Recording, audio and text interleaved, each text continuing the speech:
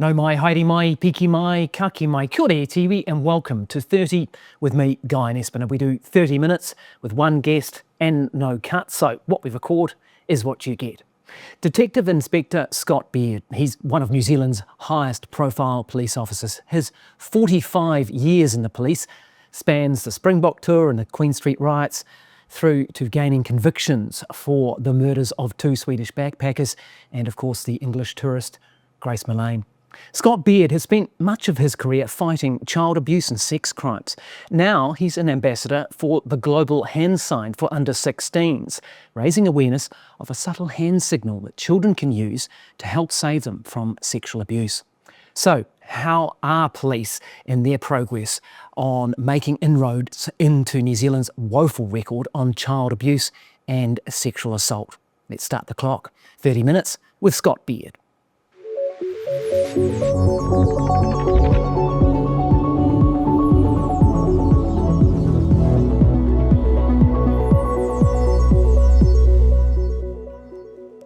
Scott Beard, welcome to 30.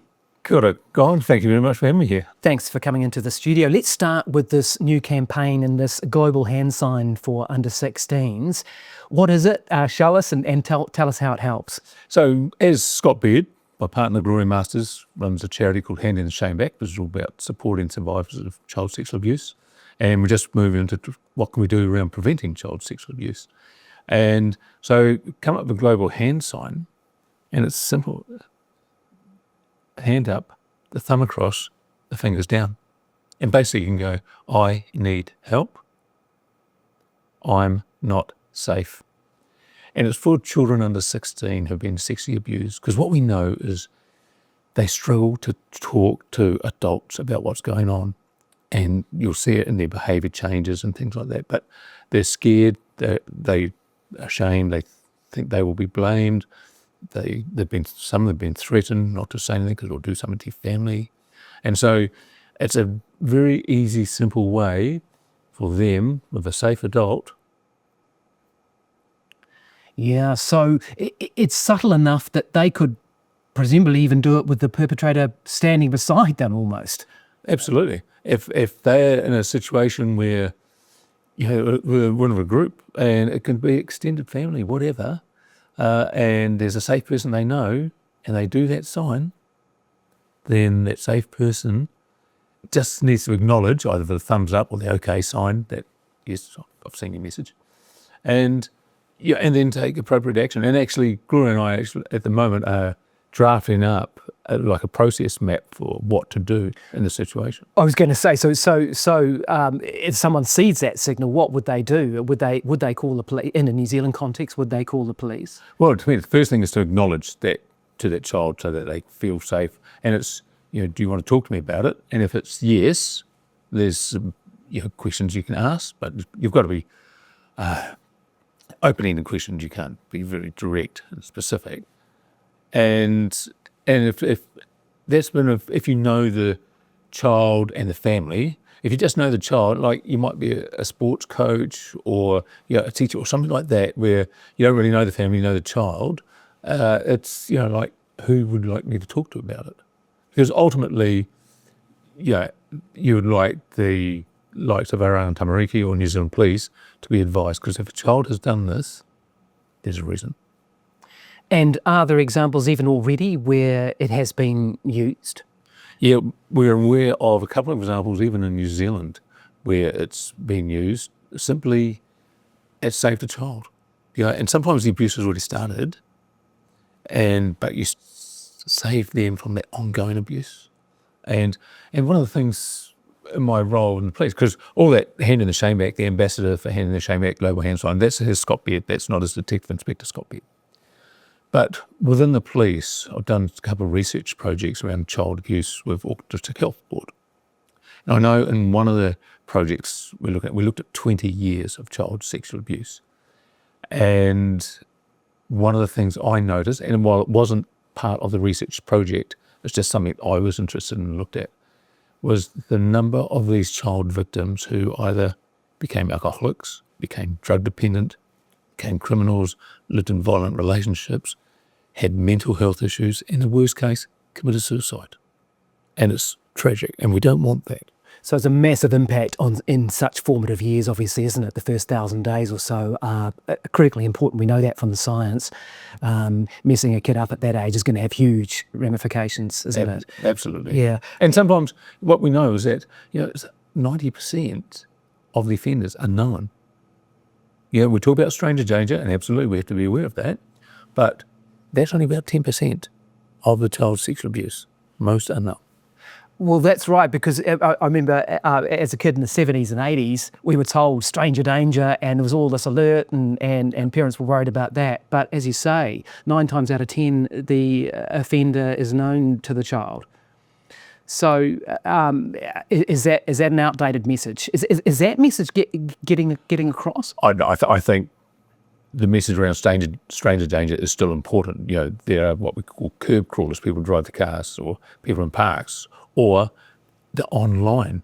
People pretend I'm a 15-year-old girl, yet they're a 50-year-old male paedophile. We'll talk a bit about technology because this has changed this area quite a lot, but we'll get to that in a few minutes. I just wanted to concentrate on the magnitude of this problem in New Zealand, because in the press release material that you sent out when you were launching this campaign, I think it said that 30% of New Zealand girls aged 12 to 18, and in fact 1 in 5 boys, experience sexual violence. Why are those numbers so terrible in New Zealand? I just think because children are very vulnerable, because they're very easily to manipulate and very easy to frighten. Don't you tell anybody, because I'll hurt your siblings or mum or dad as a parent. And the children, that's what they believe, and say they're vulnerable. And we've got people out there who do this sort of thing, and it's sad. And who knows what their upbringing has been for them to be like that. But we've got to look after these children. They are our next generation. Absolutely, but you must have dealt with a lot of these people over the years. I mean, is there a psychological profile? Do they come from all walks of society? Are there types? I'm just trying to get a sense of what it is that tips these people into these sorts of actions. Well, what we know is that it happens across New Zealand, all walks of life, and it can be a music teacher, it could be a teacher, it could be a sports coach, a family member, like even a parent, a sibling. It's just right across the board, and I don't know why they do it. They've obviously got an issue, and either it's happened to them when they're little and it's their norm, but it's just something that we've got to educate, and through the schools we've got to educate children, we've got to educate safe adults to see what it is these children are displaying. If a child who's at school suddenly goes into their shell, suddenly doesn't want to talk, doesn't want to socialise, why is that? So that's a key thing for people watching and listening to this to look out for, is it? That a sort of retrenchment or a kid going into their shell? Yeah, because there's a reason for it. And, maybe the reason not child sexual abuse, it may be something different. Sure. And that's why forming the global hand sign will give children that opportunity to indicate to someone who they feel is a safe adult, that I need help. Let's talk about sexual assault more broadly, because you've worked in this area for a long time. I mean, how have police attitudes to reporting and dealing with sexual abuse changed over time?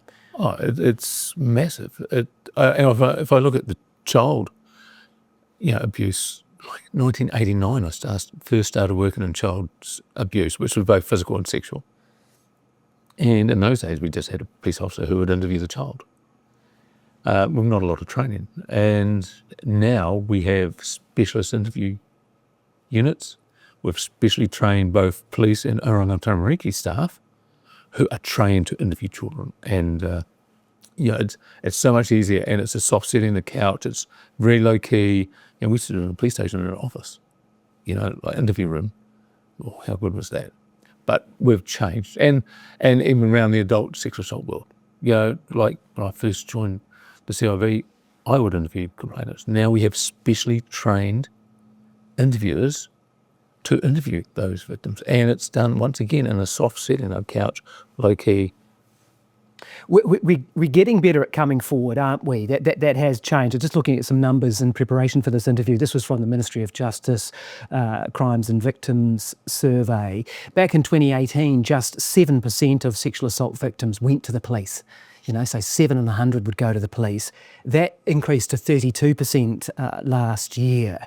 So of the 100 sexual assault victims, 32 would go and report that to the police. What do you attribute that increase, it's nearly a fourfold increase, isn't it? What do you attribute to that increase to? Some people have said it's the Me Too movement, cultural change. How do you see it? What's driving that? Yeah, I think you're right. I think the Me Too movement was part of it. I think the awareness, the education in the schools around consent is there, and I think there's a little bit more publicity around it. So, people are a lot more comfortable, and just the way the non-government organisations like in Auckland, we have Auckland Sexual Assault Help, the support and counselling for those complainants when they come in is there, which way back wasn't there.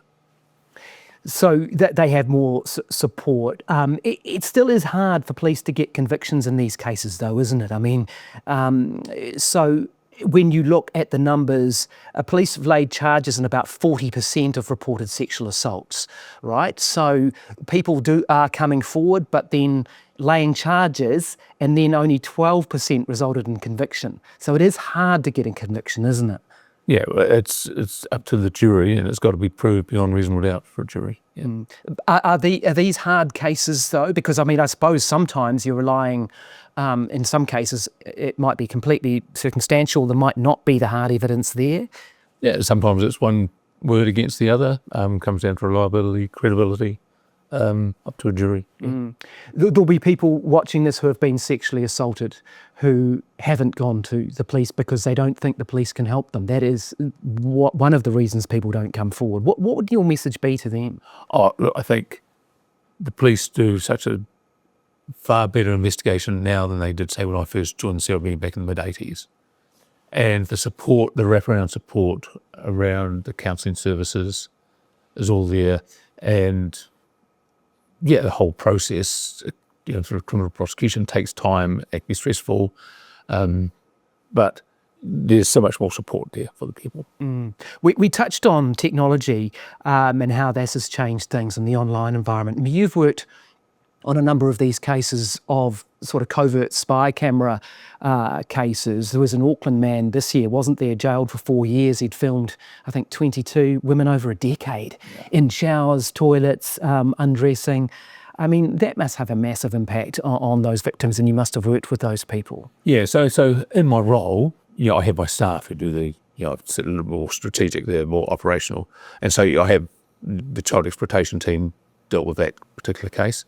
And that's what you're seeing now. You can buy these spy cameras, it can be in a pencil, it can be just a button. It's very subtle. And, like in that particular case, the individual, it didn't matter whether it was woman or children, but had the spy camera operated in toilets and showers and things like that. And and the investigation team, and particularly the lead investigator, did a fantastic job. And then identifying and going through the process and then getting a guilty plea. And but it's something to be aware of. And it's, dare I say, it's just like the social media platforms now, and people put their children, grandchildren, like I used to put my grandchildren on social media. Well, now with AI, they can take that child, they can undress that child, so their face remains, but they're undressed. And then those images are traded with child sex offenders online. And so, we've got to look to protect our children, our families from that. So your message to parents in regards of putting photos of their kids on social media or online is what? Don't do it. Yeah, don't do it on a public forum. You may have a family chat. Sure. Where you want to show those with my family, we do. But in terms of that general open forum where anybody can have access, as I say, with AI now, we've had cases where children have had their clothes removed by AI. And you don't want that. That's your child, and they have to live with that. And that's, as I say, I talked before about, the impact of child sexual abuse, but just that imaging, the pressure it puts on these children. These spy And cam particularly teenagers, like the teenage world is, sextortion is huge. I mean, these spy cam cases where men, almost always, are hiding cameras away, they seem to be in the media a lot. Are you noticing an increase? And is it just because this technology is cheaper and more available now? Yeah, well, that's because I think New Zealand Police are doing a lot better job around looking at new technology and working it out. And the child exploitation teams, particularly in Auckland City, which I oversee, do a fantastic job. And the work they can do, in the technological world, and finding the images and the trading of images, and then identifying victims and going to them, getting complaints and doing a prosecution, it's huge. We never used to have that or do. Are the laws strong enough in this area, in your view? Because you look at a case recently, and this is not a criminal case, but the Prime Minister's Deputy Press Secretary, Michael Forbes, he resigned because he'd photographed women up close in a gym, he'd tried to record sessions with sex workers, that sort of thing. There's a lot of people were very surprised that these weren't, this didn't cross a threshold in terms of this being criminal behaviour. I know the police looked into it. I'm not asking you to comment on that, but are you confident that the laws we have are strong enough in this area? The laws are there. I think what the issue is that putting it out there, that prevention message, putting it out there and just letting people know that, hang on, if you're going to do this, it's a criminal act. Because I think with technology now, with our cell phones and all that sort of stuff, it's just so easy to do, and these people think they can get away with it. I guess in that case it wasn't a criminal act though, was it? I think that surprised people that he could... Yeah, but it's breaching privacy. He's breaching those people's privacy, and and I don't know the details, so I can't really comment on that. Yeah.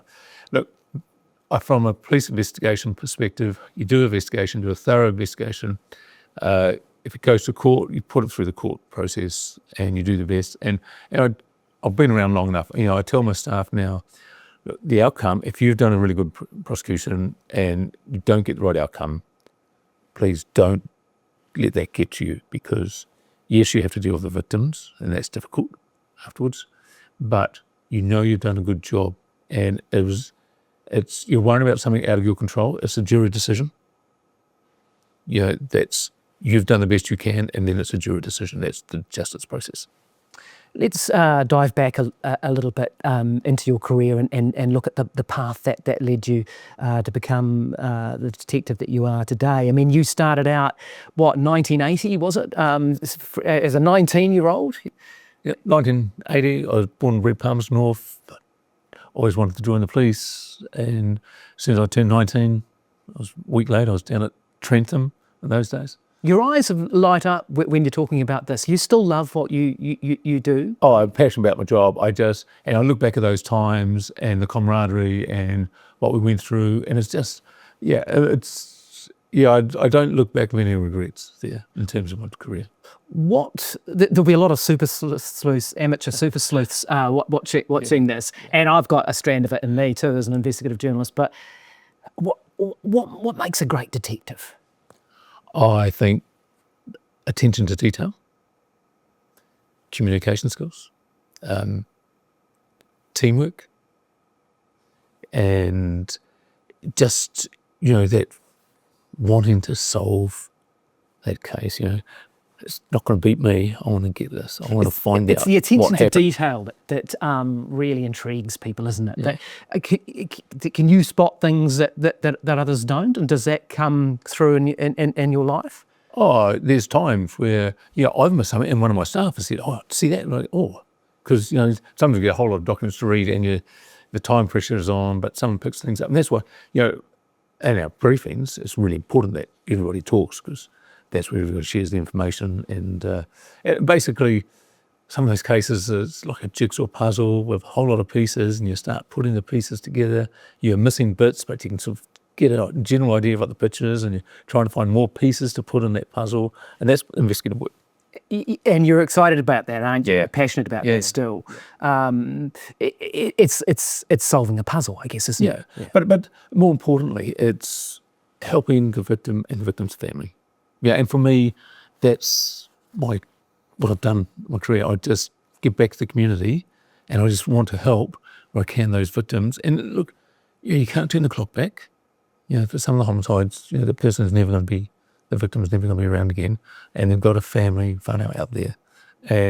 But it's doing the best job we can for them. And often in homicide investigation, we'll put up the photo of the victim because that's who we're working for. Now, the case obviously that resonates, and that possibly that you're most famous for in New Zealand is the Grace Millane case. I mean, a tragic and harrowing murder. Why do you think that case resonated with New Zealand and right across the world? Why do you think that one struck such a chord? I think, firstly, we had a English girl in New Zealand who had gone missing. And that's the fact, we were dealing with a missing person. And the family had gone to the media, on social media in the UK, had put out that Grace was missing. And the UK media picked up on that in their little town, Essex. And so before we had the complaint of Grace being missing, the UK media were onto it. So, and of course, they're going to look at this. Hang on, this is one of our girls over in New Zealand. She's gone missing, can't be found. Because of a missing person, we can put her in the media. We can run stories. And as we know, day after day, I was in the media, representing New Zealand Police with a case. And, you're telling a story that was getting sadder and sadder, and it was starting to grip the nation. But I think also, because the British media involved, New Zealand media, and I know some of the editors had said to their staff, don't let the Brits get a scoop. We need to get this. And so it created within the media a media frenzy. And you can, and you talked about this when I asked you what makes a good detective. You said communication was one of the things, wasn't it? And you've been quite good at, it's not manipulating, but you are trying to decide at what point to come out with information in the public. You know what's going to pull on heartstrings that may force people to come forward, right? So this is one of your weapons really in the toolbox, isn't it? Yeah, I've been fortunate. New Zealand Police have sent me on a number of courses where, there's been a media component dealing with the media. And so I've had some good training around that. And then it's also having the confidence to deal with the media. And even as a detective in Kaikohe, I would have to deal with media. So, and the more you do, the more confident you get. But also the more you learn. You pick up things and say, maybe I shouldn't do that next time. So, but ultimately, the media have a job to do. And I see the media as another investigative tool for the police. There's times where absolutely we need to use them because we need that information out there. And Grace's case is classic. But there are times where I had a homicide and I've gone, these offenders won't know this person's dead. We're not going to go to the media because then they won't know. And so you've got to, use the media to your advantage. So there's communication, but it goes beyond that with you, I sense. You have an empathy that is coming across, which is probably why people respond to you. I mean, in the Grace Millane case, you forged incredibly close links with their family too, which have, as I understand it, have endured. I mean, the father sadly passed away at just 62, possibly a stress-related cancer to that case. But you've kept that relationship with the family, right? Yes, it was important at that time when David Millane had come for the investigation, for he had no family here. His brother did come out a couple of days later. But we had to put the wraparound support around him. I usually wouldn't get that involved because I needed to stay objective, but he needed that support. And I needed to talk to him about what my strategy was and the media strategy. And we got on really well. And then, of course, I went across the UK for Grace's funeral, and we had inquiries to do over there. That's when I met Gillian, and I met Grace's brothers and the rest of the extended family. And so then, of course, you wait for a year for the trial to come up, and so we're in contact, and then Gillian and David come over for the High Court trial, and so you sit with them every day. And there was times where Gillian was just sobbing, and you feel her sitting next to you sobbing, and you feel sorry for her, listen to the evidence or the cross-examination. And it was really tough. And we just kept that relationship. And then, of course, we had the victim impact statements together at sentencing.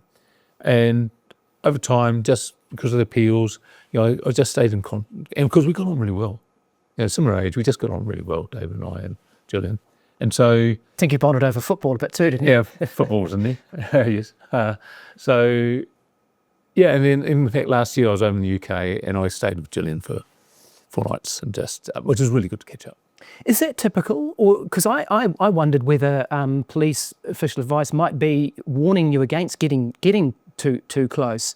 Is yours an unusual approach in that response, or is that something that you feel that others in your position do? Look, I like to meet the family members. Like if I'm running an investigation, homicide investigation, I like to meet the family members just so they know who I am, where I'm coming from, and all that.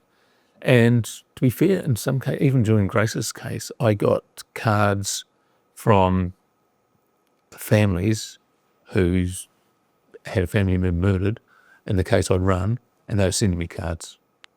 And so I probably got, in terms of Grace's case, I'd like to say objective. I have to say objective. I can't get down in the weeds, otherwise I'd lose objectivity. But it was just that David was here and he needed support. And we just happened to get on really well, and the football was a key. Yeah, we can banter about that. But I do, like funerals, homicide, I would generally go to the funeral as well. So I meet the families over there, pay respect. Did you see a police psych after this? I'm just trying to see how you would process it, yeah? Yes, yep. I'm very aware of the accumulation effect, of all the work I've done. And, it's like having a warrant of fitness for your car. But what about yourself? And I can say, I can be tough, I can get away, I can handle this, blah, blah, blah. But there is an accumulation effect. So this is just the build-up of cases over time, over a whole period of time. And of course, in this day and age, it's changed, and I'm really conscious, and the police have a really good welfare, wellness side of policing, which the staff can use, because when I first joined the CIB, we had a homicide, there was no CCTV or technology. We'd have a homicide and you could see the end result. Nowadays, a number of our homicides, it's actually it's on CCTV, and so our staff are witnessing what actually happens.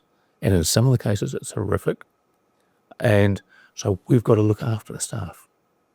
And because a lot of them are young, they've got young families, and it's not like me, the reason, the psychologist, because you've got family, but I've got grandchildren, and I want to be a happy, good granddad, not sort of sad, moping around a bit. And so I have to look after myself, and so I need to make sure my warrant of fitness is up to standard and up to date. And does it linger in you, do you think? I mean, do you notice at times that it weighs on you heavily? No, I don't. I think over time with the support of psychologists, coping strategies and mechanisms. But I have a very active home life, that work-life balance. I was right involved with my football. For over 30 years, I've coached children and youth in sport and football, and that was my release. I've tried to stay fit as can, run, exercise, and all that, because that's my outlet. That's just to come down, my time on my own, just to And so, it doesn't keep me awake. My job doesn't keep me awake at night. Really? No. You still sleep well at night? Yeah, I go to sleep early. If I've got a big case, and Grace's case was one of them, I'd go to sleep very quick, but I'd wake up, say, 4 or 5 hours, and my mind would be racing about, I need to just get up, make your notes, Scott, and go to work. Because you're not going back to sleep. So your mental health, you have, you check that out constantly, and your physical health too. I mean, you've had a brush with cancer, haven't you? It looks like you're well now, which is great. Well, I've just this week finished radiation treatment for my prostate cancer. I don't have a prostate, but the PSA levels went above the line where I had to go to the radiation oncologist, and recommendation was radiation treatment. So I've just finished a month of radiation. And you're doing all right? I'm still exercising, still running. I do get a bit tired later. I go to bed earlier at the moment, and that's a side effect which is expected. It's interesting too. It sounds like you advocated, you challenged the police health plan on that, and got them to pay out to support that. But as I understand it, other police benefited from that too, in your advocacy. So, Yeah, so at the time when I had the prostate cancer back in 2019, the police health plan didn't pay for all the robotic surgery. Yeah, and so I thought, why not? This is modern technology. I had a son who was a doctor, training as an anaesthetist, and I'd spoken to my urologist who was looking after me. And so I just thought, right, because after the operation I had 6 weeks off work, so I thought, right, I'm going to take them on here. I'm going to do my research. I'm going to take them on. And to be fair, they were really good. I went to the health plan. They sent me what they relied on in terms of making that decision, because they would pay for a full manual operation, but not robotic. Yet with the manual operation, there was more chance of infection, more chance of sort of damage to other organs. You're in hospital for 4 nights, so there's that cost there, where the robotic surgery in hospital 1 night. Anyway, I put a case together and sent it down to the health plan, and they came back and said, well done, that's really good argument, and yet we will pay for yours, but we're going to backdate it. So they backdated it nearly a month. And so that all these staff that had not had their money paid, the month before, got it paid out. And going forward, they'll pay for robotic surgery. So a good win for you and for them too. And for the other staff. And for the others. There's other people out there in the job who have prostate cancer. And I've been contacted by a number of staff about it. Just finally, what advice would you give to someone considering going into the police now and possibly going down the role of the path of wanting to be a detective? Oh, look, I think if you're going to join the police, get a trade behind you, because the police, you work a roster, but you also, it gives you a few more life skills, and you'll have days off, and you might be able to do some work. You might be a builder or electrician or something like that, and you can do other work then in the days off, because it is tough for young people these days, financially. But you would recommend it? I mean, you've had quite a career. Yeah, no regrets. And I would say, if you're really looking at being an investigator, then maybe look at, say, doing a criminology or criminal law at university, getting a degree, because that really helps. You can see the staff who come in and join the CIB, and they all get interviewed before they're allowed to join the CIB. And some of those who have their law degree or criminology, criminal law paper, you can just see their thought process is pretty well advanced. But of course, in this day and age, it's the technology. Like, I'm a technical numpty. My staff are so good around technology. Yeah, I rely on. Yeah, wait till AI hits. Yeah. Thanks very much for coming into the studio. Really appreciate it. That's a quick 30 minutes. Yeah, it is. It was great. Really enjoyed it. Thank you. That was 30 minutes with Detective Inspector Scott Beard. This is 30 with me, Guyon Espiner. We'll catch you next time.